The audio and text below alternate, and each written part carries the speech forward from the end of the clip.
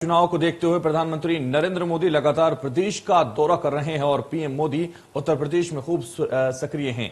यही वजह है कि 10 दिनों के अंदर पीएम मोदी का वाराणसी का यह दूसरा दौरा है। इस दौरान वो कई बड़ी परियोजनाओं की शुरुआत करेंगे। कुल 2000 करोड़ की परियोजनाओं की शुरुआत की जाएगी। वाराणसी में पीएम मोदी का संसदीय क्षेत्र भी है और इसीलिए वो आज 2 घंटे तक वाराणसी में रहेंगे। वाराणसी से पूर्वांचल में दुग्ध क्रांति का आगाज करने जा रहे हैं। प्रधानमंत्री नरेंद्र मोदी करखियाओं में अमूल के प्लांट, बनास डेयरी की आधारशिला रखेंगे। प्रधानमंत्री के हाथों में शिलान्यास होने के करीब 1.5 साल के भीतर यह प्लांट बनकर तैयार होगा। पीएम मोदी आज बनारस डेयरी से जुड़े करीब 17 लाख से दुग्ध उत्पादकों के बैंक में खातों में 35 करोड़ रुपए बोनस के रूप में डिजिटली ट्रांसफर भी करेंगे। तो प्रधानमंत्री का ये दूसरी बार दौरा है और 10 दिन में वो दूसरी बार बनारस आ रहे हैं और इसको लेकर काशी को तोहफों की जो बौछार है वो दी जा रही है, सौगातें दी जा रही हैं। क्या विपक्षियों पर ये वार हो रहा है? क्या वाकई बनारस से प्यार हो रहा है? फिर 2100 करोड़ योजनाओं की सौगात क्या यूपी में बन जाएगी बात? इसी को लेकर आज हम चर्चा करेंगे। खास मेहमान हमारे साथ जुड़ेंगे।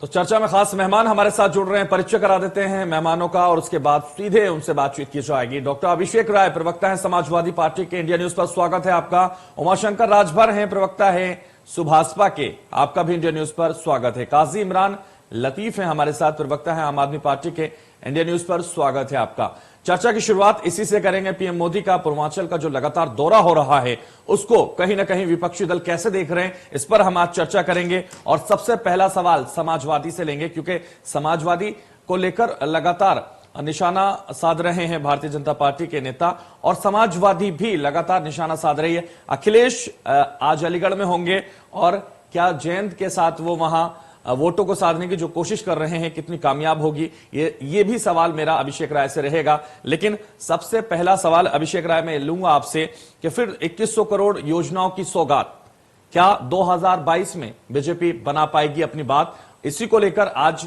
प्रधानमंत्री पहुंच रहे हैं वाराणसी और ये जो सौगातें हैं उसकी बौछार लगातार की जा रही है और जैसे चुनाव करीब आ रहा है ये बौछारें बढ़ती जा रही हैं, तोहफे बढ़ते जा रहे हैं उत्तर प्रदेश के लिए। कैसे देख रहे हैं आप? देखिए हैदर भाई, चुनाव आ गए, आपने खुद ही बता दिया ना कि चुनाव आ गए तो जुमले नए नए निकलते चले जाएंगे।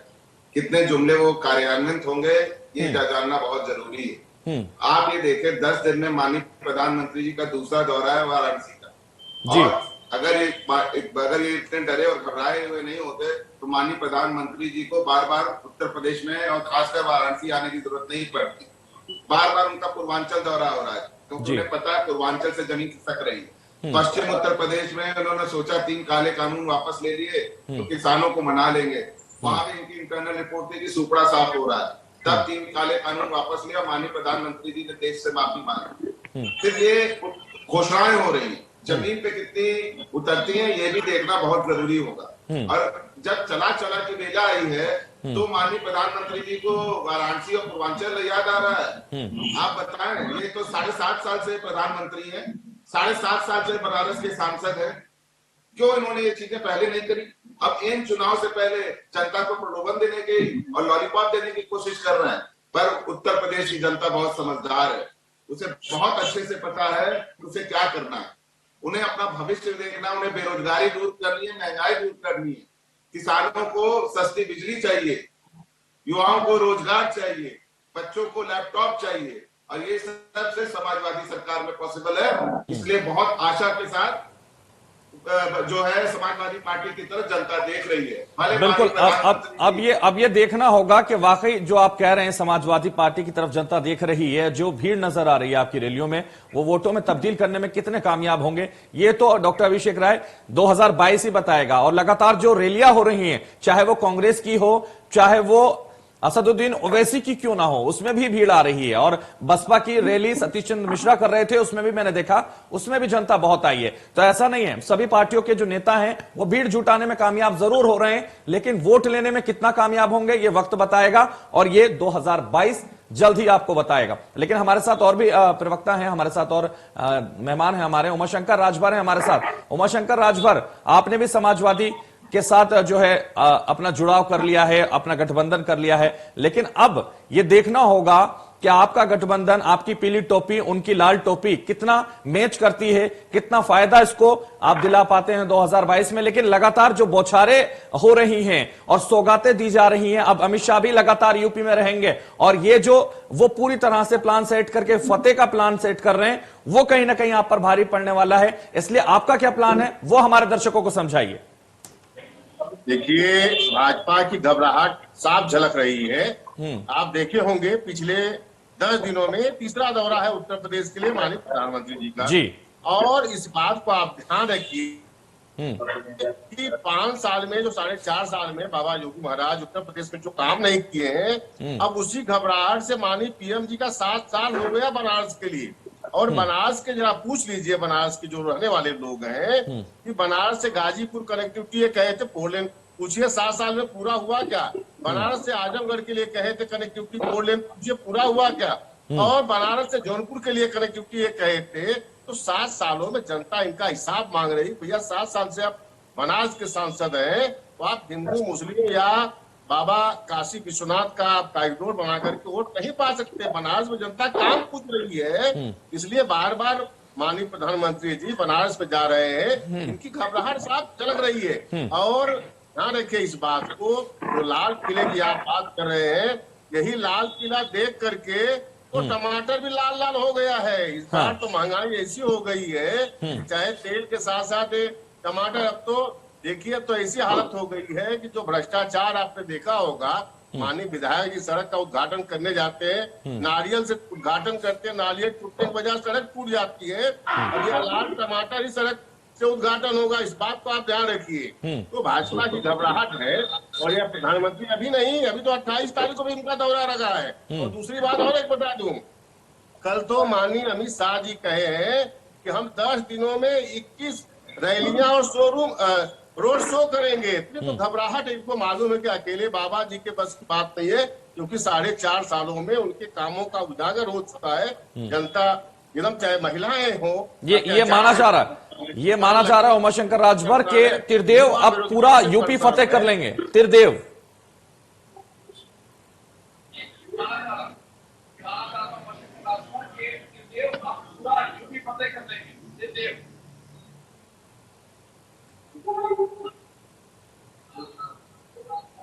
उमाशंकर, मेरी आवाज आपका आ पा रही है?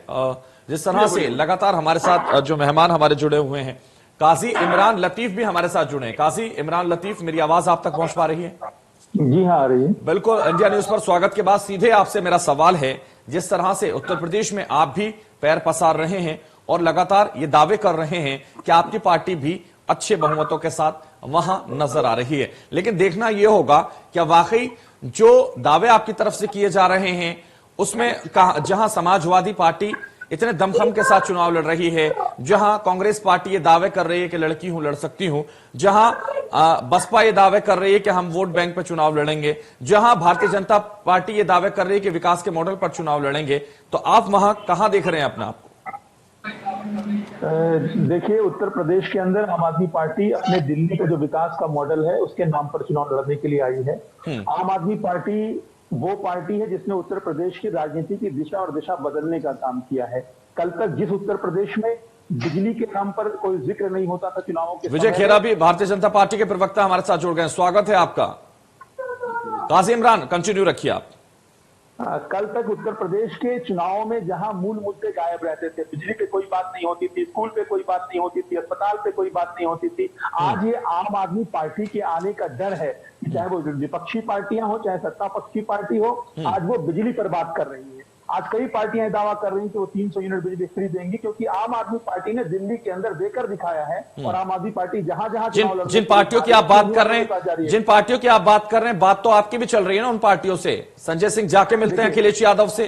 देखिए आम आदमी पार्टी का उत्तर प्रदेश के अंदर किसी भी पार्टी के साथ किसी भी प्रकार का कोई गठबंधन नहीं हो रहा है चुनाव को लेकर, बिल्कुल ये स्पष्ट है।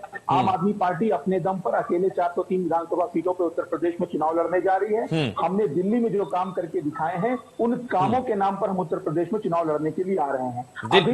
दिल्ली और उत्तर प्रदेश में बहुत फर्क है, सीटों से लेकर ध्रुवीकरण तक में फर्क है। तो यहां दिल्ली आपको उत्तर प्रदेश को समझ रहे हैं, ये बता दीजिए।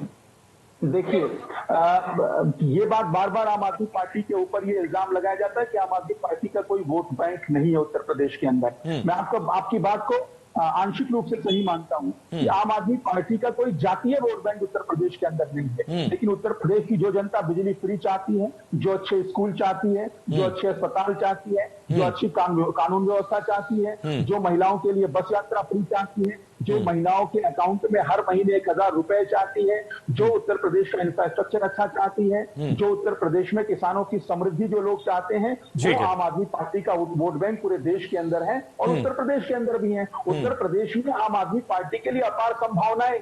तो दिल्ली के मॉडल पर चुनाव लड़ेंगे और दिल्ली की तर्ज पर ही काम करेंगे और दिल्ली का ही जो जिस तरीके से दिल्ली में किया था उस तरीके से ही उत्तर प्रदेश को आप समझ रहे हैं। ठीक है काजी इमरान, ठीक है। हमारे साथ विजय खेरा भारतीय जनता पार्टी से जुड़ गए, उनसे सबसे पहले सवाल ले लेता हूं। जिस तरह से विजय खेरा जी, प्रधानमंत्री 10 दिन में दूसरी बार वाराणसी पहुंच रहे हैं और वाराणसी लगातार अब उनको याद आ रहा है और ये कहा जा रहा है कि ये जो दौरे हैं विपक्षी पार्टियों की तरफ से कहा जा रहा है, ये जो दौरे हैं चुनाव करीब आते ही बढ़ गए हैं और बहुत ज्यादा बढ़ गए हैं। लगातार उत्तर प्रदेश के दौरे हो रहे हैं, लगातार योजनाओं की सौगात दी जा रही है। फिर 2100 करोड़ योजनाओं की सौगात आज दी जाएगी। क्या 2022 में इससे बात बन पाएगी? काशी को तोहफों की बौछार हो रही है। क्या विपक्षियों पर यही वार हो रहे हैं? क्या देख रहे हैं आप? काफी तकलीफ हो गई इन लोगों को, लगता है बहुत ज्यादा तकलीफ हो गई है। ऐसा ना हो कि 400 की 400 जीत जाएगा, हार जाए, चौपट हो जाए, सापा चौपट हो जाए। इन सब अभी 400 सीटों की बात आप कर रहे हैं, 400 लग रहा है आपको? मैं ये कह रहा हूं आपसे कि कहीं इनको ये डर सताने लगा अब कि ऐसा ना हो कि 10-5 ही सीटें न मिले, इसलिए घबराए हुए हैं। प्रधानमंत्री तो वाराणसी के टच में बराबर रहते हैं और जाते रहते हैं। सबको पता है कि जितना वो अपने क्षेत्र में जाते हैं शायद हिंदुस्तान में कोई प्रधानमंत्री आज तक नहीं गया बिना चुनाव के। और जहां तक बनारस का सवाल है, आप देख लो, चाहे ये देख ले, चाहे सपा देख ले, चाहे कांग्रेस, कोई जाके देख लो, बनारस को कहां से कहां उन्होंने बना दिया है। अकेले मंदिर की बात नहीं है। थोड़ा बता दीजिए ना, कहां से कहां पहुंचा दिया, वो बता दीजिए हमारे दर्शकों को। जाने की आवश्यकता ना पड़े, आप यही बता दीजिए, हमने आपको आमंत्रित किया है बताने के लिए सर। हाँ तो सुनिए जी, सुना दीजिए। आप मालूम, रिक्शा से भी मंदिर नहीं जा सकते थे वाराणसी में जी, आज मोटर जा सकती है, जिसकी कभी कल्पना नहीं की थी। ठीक है। गंगा नदी में आप कभी उसका आचमन नहीं कर सकते हैं। आज गंगा नदी की आप सफाई देख लीजिएगा, स्टीमर चल रहे हैं। घाट के ऊपर आप बैठ नहीं सकते थे, घाट आज इतने साफ सुथरे हैं कि आप वहां आराम से बैठे रहिए, मनन कीजिए, भजन कीजिए, कुछ भी करिएगा। बाकी बनारस की जितनी गलियां हैं सबका चौड़ीकरण हो चुका है, एक भी नहीं बची है। जो छोटे छोटे घसे हुए गोदलिया से लेके और जहां भी आप जाइए हर जगह तरक्की हो गई है। बनारस में तभी दोबारा जीते ना अधिक वोटों से, और दोबारा भी ये होगा। इसलिए बनारस के बारे में इनको बहुत तकलीफ है। कोई बात नहीं, इनको बनारस से तकलीफ है, इनको अयोध्या से तकलीफ है, इनको मथुरा से तकलीफ है, इनको हर मंदिर से तकलीफ है हिंदुस्तान के, क्योंकि हमेशा ये कहते रहे समाजवादी पार्टी वाले कि मुस्लिम बेटियां उनकी बेटियां हैं। हजारों मदरसों को, नकली मदरसों को इमदाद देते रही है। हज हाउस ये खोलते हैं, बद्रीनाथ यात्रा की इनको कोई चिंता नहीं होती है। देखिए तो सही कहां तक तुष्टीकरण इन्होंने किया है। और हम तो खाली दो बातें करते हैं इनसे कि आप सीधे सीधे चुनाव में हमारी कमियां जितनी है निकालिएगा, बजाय इसके जिन्नाबे शुरू हो जाएंगे। ये चाहते ध्रुवीकरण हो, और अब हर उत्तर प्रदेश का हर शहर का मुसलमान ये कहता है ध्रुवीकरण नहीं चाहिए। काफी वोट भारतीय जनता पार्टी को भी मिलने वाले हैं, मुस्लिम्स को, क्योंकि हमने अपने शासनकाल में कभी भी हिंदू मुस्लिम का फर्क नहीं किया है। इनका काम था मुस्लिमों को तुष्टीकरण करके हिंदुओं के साथ अन्याय करना। अब हिंदुओं के साथ न्याय हो रहा है इन्हें मस्जिद का ध्यान था, मंदिरों का बिल्कुल ख्याल नहीं था। अब मंदिरों का ख्याल हो रहा है, चाहे वो जैन के हो, चाहे सिखों के गुरुद्वारा हो, चाहे बुद्धिस्ट के हो, तो इनको तकलीफ ये है, जबकि मुसलमानों को तकलीफ नहीं है। वो भी चाहते हैं समकक्ष रहे हिंदू मुस्लिम, हम भी चाहते रहे, पर ये जो लड़ाने का काम था, दंगा कराने का काम, वो बंद हो गया। वो तकलीफ इन्हें सता रही है। और चुनाव आएंगे, प्रधानमंत्री जाएंगे, जितना समय निकाल सकते हैं जरूर जाएंगे। ठीक है। उत्तर प्रदेश की नब्ज है। ठीक है सर, हमारी विजय खेरा जी, ठीक है। डॉक्टर अभिषेक राय, जवाब दे दीजिए। आपके पास मुद्दा नहीं है, इसलिए मंदिर मस्जिद करते हैं और तुष्टिकरण करके आप राजनीति करते हैं। भाई, मैं विजय खेड़ा जी को बड़े आराम से सुन रहा था, अब प्लीज ये बीच में बोलेंगे। अभी ये पूछ रहे थे मैं बनारस विजय खेरा जी, जाके पूरी बात आपकी सुनेंगे, आप पूरी बात अपनी रखिए, जल्दी जल्दी से। साहब, मैं विजय खेड़ा जी को खुद ये बताना चाहता हूँ, मैं खुद वाराणसी में रहता हूँ। अभी आप घाट की बात कर रहे थे, उसकी बात कर रहे थे। वाराणसी शुरू से काशी भगवान भोले की नगरी रही है और शुरू से उसमें डेवलपमेंट होता ही रहा, आजादी के बाद से होता रहा, लगातार होता रहा। माननीय प्रधानमंत्री जी ने आके जरूर उसका काम बढ़ाया, इससे इनकार नहीं करता, लेकिन बहुत सीधी सी बात है कि जो आप ये आईना दिखा रहे हो, आईना खुद आके देख लो। विजय खेड़ा जी जो कह रहे थे गंगा साफ हो गई, जब 8 जो लाशें बह रही थी गंगा में सेकंड वेव में, वो गंगा साफ हो गई। 4800 करोड़ नमामि गंगे में खर्च हो गए, गंगा साफ हो गई। वरुणा नदी की स्थिति देख लो, क्या वरुणा नदी, वाराणसी का नाम वरुणा और 80 के नाम पे पड़ा वाराणसी, और इनको नहीं पता होगा क्या वरुणा कॉरिडोर साफ हो गया? ये लोग क्या बात करेंगे? विजय खेड़ा जी ना बैठ के चैम्बर में बात करने से काम नहीं चलेगा। आप जनता के बीच उतरिए, जनता आपको बताएगी। आज महंगाई आसमान छू रहे, उस पर जवाब नहीं देते। आप मंदिरों की बात करते हो, क्या हम हिंदू नहीं है? हमें आज से फर्जी हिंदुत्व की सर्टिफिकेट की जरूरत नहीं है। जितने बड़े हिंदू आप, उतने बड़ा हिंदू मैं हूँ, समझ रहे हैं आप? और जहां तक आप अयोध्या की बात करते हो, अयोध्या की जनता ने आपको जवाब दिया है। सबसे ज्यादा जिला पंचायत सदस्य हमारे हैं। माननीय सुप्रीम कोर्ट के निर्णय के हिसाब से राम मंदिर बन रहा है। हम नहीं बात करते क्योंकि आपने 4.5 साल 5 साल काम नहीं किया, इसलिए आपके स्टूल मंत्री ने मथुरा का मुद्दा उठाया। जिनको स्टूल मिलता है उनके ऊपर 55 से ऊपर आपराधिक मुकदमे हैं, माननीय उप मुख्यमंत्री के ऊपर। अभी हाईकोर्ट का नोटिस सर्व हुआ उनको अवैध कब्जे के मामले में। आप लोग किस शुचिता की बात करते हो? अजय मिश्रा ट्रेनी को अभी तक आप लोगों ने बर्खास्त नहीं किया। एसआईटी की रिपोर्ट में उनके बेटे को दोषी करार दिया गया है, षड्यंत्र हत्या थी। बैलिस्टिक रिपोर्ट में आया है कि उनके बंदूक से फायरिंग हुई है, तब भी आपने उनको बैठा रखा है। आपने संसद नहीं चलने दी इसलिए कि माननीय प्रधानमंत्री जी को दौरे करने हैं। एक दिन पहले आपने संसद बंद करवा दी। साहब, ये तो आपकी मनमौजी सरकार है, जब जो चाहोगे वो करोगे। आप विपक्ष को जितना दबाने की कोशिश करते हो, उतना काम देश के लिए कर दिया होता। तो इस तरह माननीय प्रधानमंत्री को लगातार काम की जो बात की जा रही है, वो तो डॉक्टर अभिषेक राय आप भी मान रहे हैं ना कि बदला है काशी, बदला है वाराणसी। मैंने क्या बोला? आपने कहा जो विकास हुआ है वो मैं भी मानता हूं हुआ है, तो कम से कम मैंने कहा, मेरी पूरी बात कंप्लीट होने दे दीजिए। जी, क्या बोला? पूरा जी भर के मैंने बोलने का वक्त दिया आपको। आई है आजादी के बाद से हर सरकार ने उसके लिए काम किया।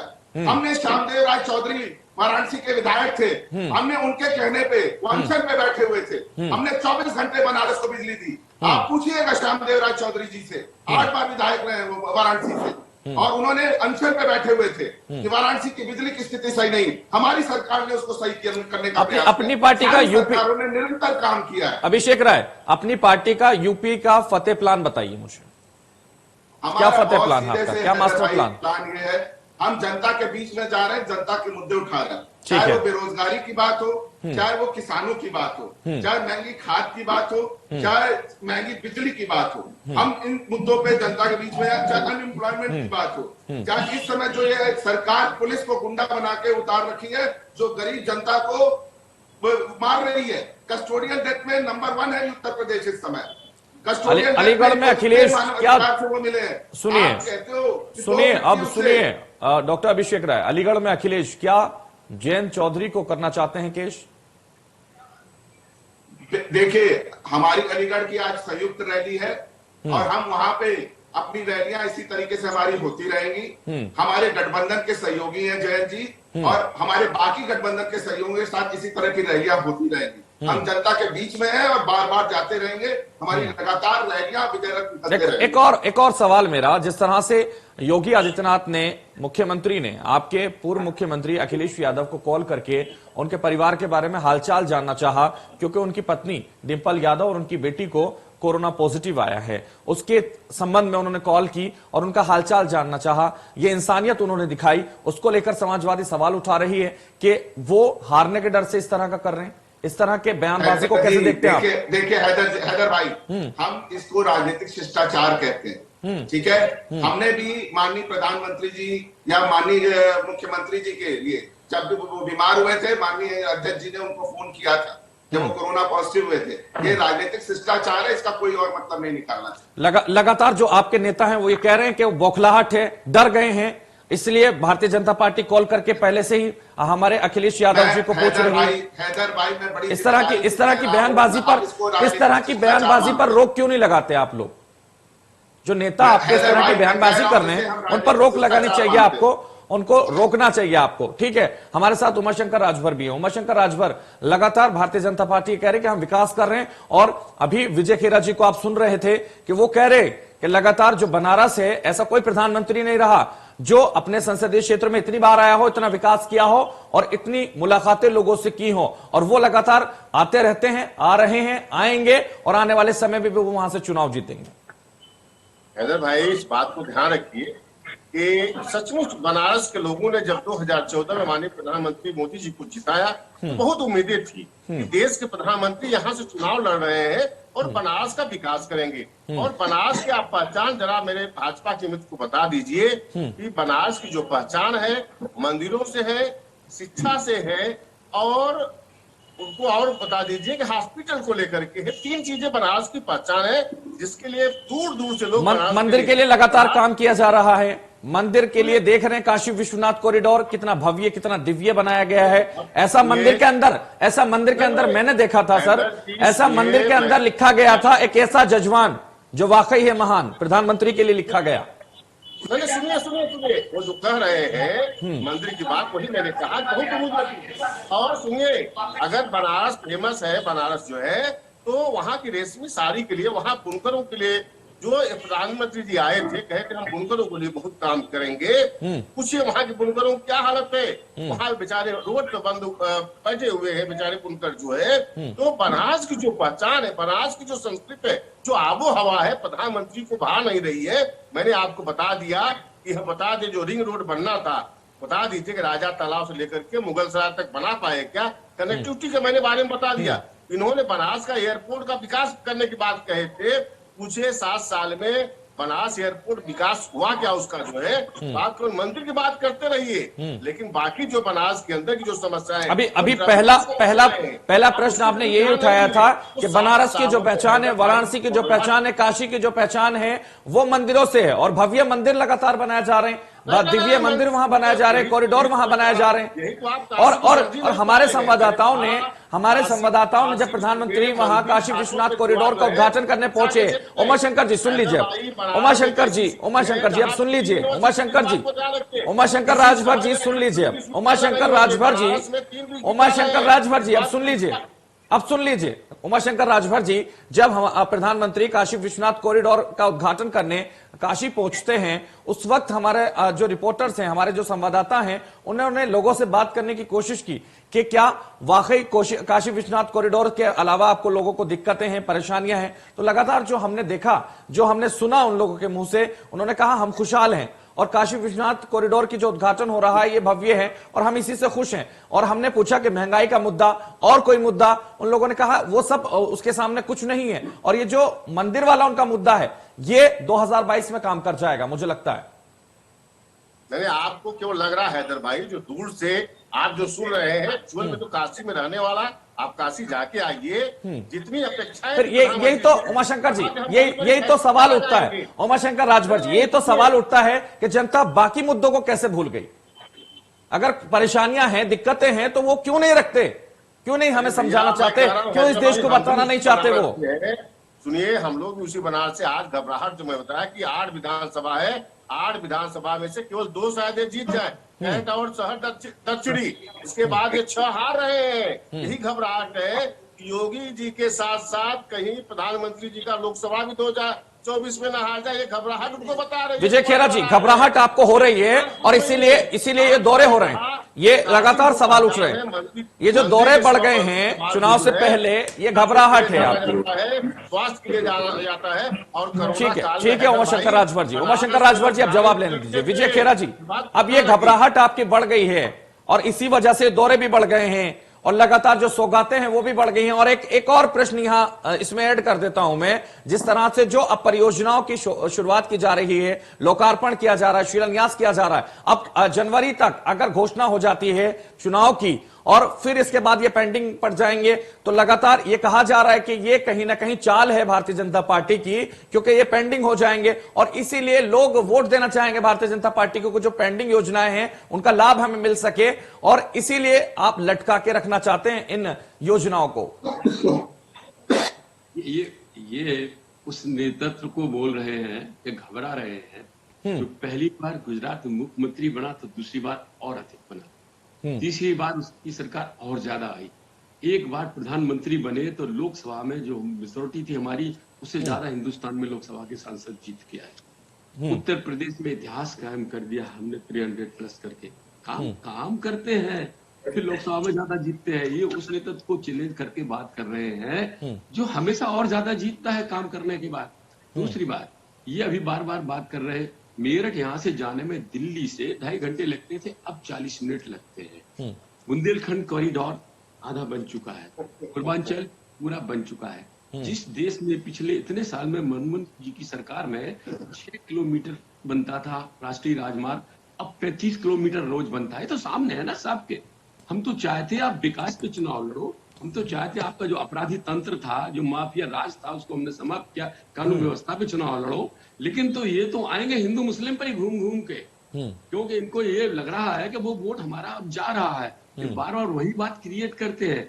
अभी कितने मुसलमान नेताओं ने कितना बोला है, उलेमाओं ने भी ये बोला है कि साहब जितने दंगे इन लोगों ने कराए और हमारे लोग मरते थे, वो सब एक भी नहीं हुआ, एक भी नहीं मरा पिछले 5 साल में, और सारे माफिया कर दिए बंद। लोग बड़े आराम से जा रहे हैं। अब लेडीज के इंटरव्यू देखिए, लड़कियों के देखिए, आराम से कॉलेज जा रही आ रही है, रात को 10-11 बजे रात तक घूम रही है, पहले 5 बजे। तो आइए, इन पे आइए ना, आवास पे आइए ना, शौचालय पे आइए ना, बिजली पे आइए ना। क्यों नहीं आते? नहीं आते। जब बहस होती है महंगाई की तो भाग जाते हैं लोकसभा से, बहस नहीं करते, उसको बिगाड़ते हैं, क्योंकि इनको पता है कि महंगाई में भी ये हारने वाले बहस करके। जब इससे आप तुलना करेंगे, जब कोरोना से तुलना करेंगे, तब आपको पता लगेगा कि जो हालात कोरोना में बिगड़े थे कितने सुधर चुके हैं।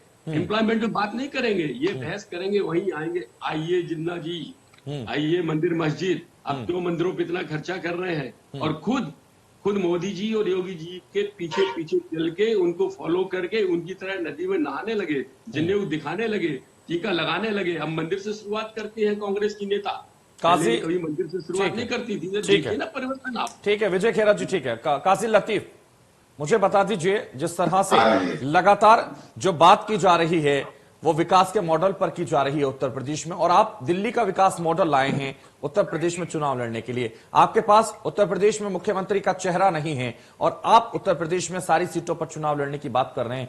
कहां है आपके पास उत्तर प्रदेश में मुख्यमंत्री का चेहरा? देखिए, उत्तर प्रदेश में मुख्यमंत्री का चेहरा जरूरी नहीं है। उत्तर प्रदेश में उत्तर प्रदेश के मुद्दे जरूरी हैं। आज अभी बात हो रही थी, माननीय नरेंद्र मोदी जी की अभी बात कर रहे थे भारतीय जनता पार्टी के विकास। उत्तर प्रदेश सुन लीजिए, अब काजी इमरान लतीफ सुन लीजिए, काजी इमरान लतीफ अब सुन लीजिए, अब सुन लीजिए आप। उत्तर प्रदेश में योगी आदित्यनाथ बीजेपी का चेहरा है, उत्तर प्रदेश में अखिलेश यादव बस सपा का चेहरा है, उत्तर प्रदेश में मायावती बसपा का चेहरा है, उत्तर प्रदेश में प्रियंका गांधी कांग्रेस का चेहरा है। उनके चेहरे पर चुनाव लड़ा जा रहा है। आप किसके चेहरे पर चुनाव लड़ रहे हैं? हम आम आदमी के चेहरे पर चुनाव लड़ रहे हैं। ये जो दावे आपके आम आदमी के हैं, ये इनमें जो दावे जो आपके आम आदमी के हैं, वो आम आदमी की सरकार के जो दावे आपके अरविंद केजरीवाल दिल्ली में करते थे, और वो कहते थे कि मैं आम आदमी हूं, आम आदमी की तरह लोगों से मिलूंगा। आज वो आम आदमी की तरह नहीं रहते, आज वो बंगले में ही रहते हैं, आज वो गाड़ियों के साथ ही रहते हैं, आज वो सिक्योरिटी के साथ ही रहते हैं। वो दावा करते थे कि मैं मेट्रो से चलूंगा, मेट्रो से नहीं चलते वो। आपको बता दूं, वो वीआईपी सुविधाओं के साथ रहते हैं। दिल्ली में अरविंद केजरीवाल जी मुलाकात करने का लोगों को वक्त नहीं मिलता अब उनसे। बिल्कुल वक्त मिलता है, नहीं मिलता सर। कई लोग ऐसे शिकायत करते हुए उनके देखे जाते हैं, कई परेशानियां लोगों को ऐसी होती हैं कि उनके दर पे जाते जाते वो थक जाते हैं। लेकिन अब जो वो आम आदमी था वो वीआईपी आदमी हो गया। आम आदमी के नाम से वोट जरूर बटोर लेते हैं आप, लेकिन आम आदमी है नहीं। शिकायत करता इस तरह का आपको नहीं मिलेगा। अरविंद केजरीवाल वो मुख्यमंत्री है जो आपको अस्पतालों में नजर आएंगे, जो आपको स्कूलों में नजर आएंगे। जो शिकायत करता मिलेगा वो उसका निस्तारण आप करेंगे, आपके पास भेज दिया जाए उसको। इमरान लतीफ, जो शिकायत करते मिलते हैं, जो परेशान लोग मिलते हैं, जो मुख्यमंत्री के ना मिलने से परेशान हैं, उनकी शिकायत के लिए आपके पास भेज दिया जाए उनको, आप निस्तारण करेंगे उनका? भेज दिया जाए, निश्चित रूप से भेज दिया जाए। पूरे देश के अंदर इकलौता ऐसा राज्य उत्तर प्रदेश है, इकलौता ऐसा राज्य दिल्ली है जहां का मुख्यमंत्री जनता के लिए हमेशा उपलब्ध है। दिल्ली का मुख्यमंत्री अरविंद केजरीवाल जी आपको स्कूलों में मिल जाएंगे, आपको अस्पतालों में मिल जाएंगे, आपको सड़कों पर मिल जाएंगे, आपको कच्ची कॉलोनियों पक्की कॉलोनियों के अंदर मिल जाएंगे। आपको कहां नहीं अरविंद केजरीवाल जी मिल रहे हैं। आज दिल्ली इकलौता ऐसा राज्य है जिसने पूरे देश की राजनीति का जो पूरा सिस्टम है उसको बदलने का काम किया है। आज दिल्ली के मुख्यमंत्री तभी दिल्ली में दंगे हो जाते हैं आपकी सरकार में। देखिए, आप बात किस मुद्दे पे कर रहे हैं और बात कहां लेकर जा रहे हैं। या तो दिल्ली दंगों पे बात करने के लिए अलग से डिबेट रख लीजिए, या तो दिल्ली फिर वो ठीक है, आप बीजेपी पे फोड़ेंगे।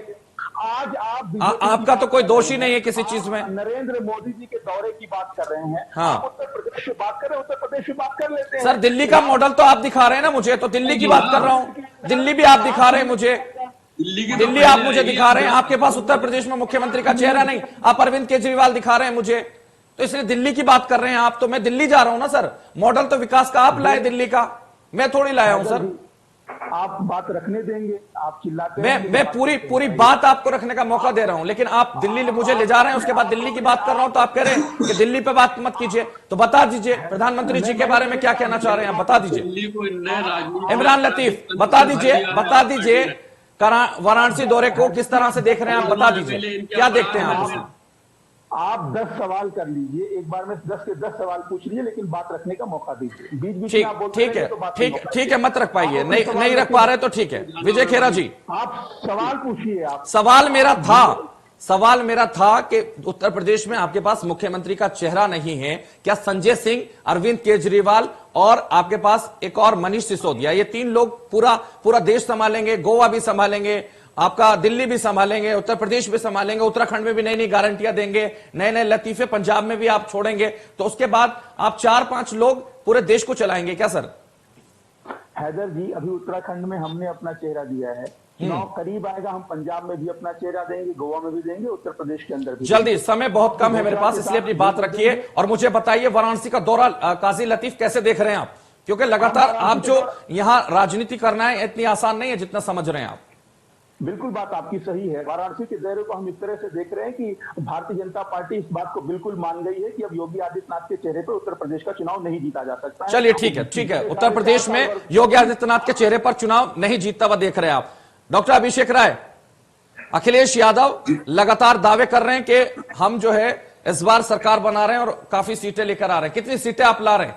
Final comment sir. हैदर भाई, हम 350 के करीब सीटें जीतने जा रहे हैं। हो सकता है जनता हमें 400 सीटें जिता दे, क्योंकि इस सरकार से जनता इतनी तंग आ चुकी है। उमाशंकर राजभर भी आपके साथ हैं। उमाशंकर राजभर, आपको क्या लग रहा है समाजवादी पार्टी और आप मिलकर कितनी सीटें उत्तर प्रदेश में ला रहे हैं फाइनल? हैदर भाई, बात को ध्यान रखिए, अखिलेश जी 2022 में उत्तर प्रदेश पे आ रहे हैं और बाबा योगी महाराज जो है इनको जनता उखाड़ फेंकेगी और इनको सुहेल देव भारतीय समाज। विजय खेरा जी, फाइनल कमेंट आपसे। उत्तर प्रदेश में लगातार समाजवादी और सुभाषपा कह रही है कि बाबा को उखाड़ फेंका जाएगा, आप क्या देख रहे हैं? कितनी सीटें आप ला रहे हैं? 400 ला रहे हैं आप? हम तो इन लोगों को नहीं उखाड़ पाएंगे क्योंकि हमारे बस की तो नहीं, लेकिन जनता इन्हें उखाड़ वो जनता देख लेगी सर, लेकिन आप अपना बताइए, आप क्या देख रहे हैं जल्दी? हमारा तो आपको सामने दिखाई 400 तो है। कितनी सीटें विजय खेरा जी सीटें बताइए, मुझे चर्चा को समाप्त करना होगा। सीटें कितनी? सीटें बता दीजिए विजय खेरा जी, सीटें नहीं बता पा रहे आप। चलिए ठीक है, चर्चा को हमने समाप्त करना होगा। विजय खेरा जी आपका बहुत शुक्रिया। डॉक्टर अभिषेक राय, आपका भी बहुत शुक्रिया उमाशंकर राजभर, आपका भी बहुत शुक्रिया काजी इमरान लतीफ जी, आपका भी चर्चा में जुड़ने के लिए बहुत शुक्रिया। तो जिस तरह से लगातार वाराणसी के दौरे प्रधानमंत्री कर रहे हैं, यूपी को साधने की कोशिश कर रहे हैं, अब देखना यह होगा कि 2022 में जनता कैसा जवाब देगी, क्या वाकई भारतीय जनता पार्टी को पसंद करेगी या किसी और पार्टी पर वोट की चोट देगी। चलिए फिलहाल इस चर्चा में इतना ही, दीजिए मुझे इजाजत और आप देखते रहिए इंडिया न्यूज।